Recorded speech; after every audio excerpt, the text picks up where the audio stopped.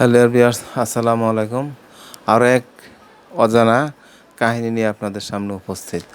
মাটি পুড়ে বের হচ্ছে দুর্গন্ধযুক্ত ধোঁয়া।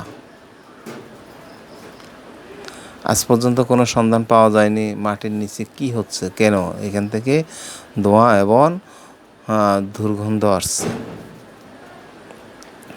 বোয়ালমারী ফরিদপুর প্রতিনিধি।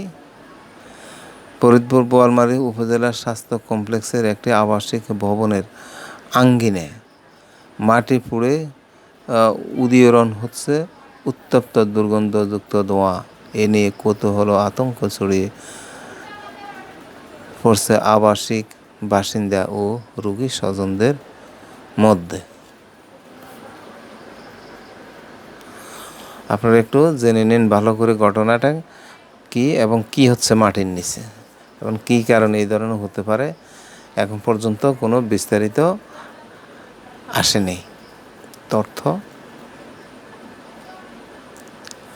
তার সাথে আর একটি ছোট্ট সংবাদ আছে।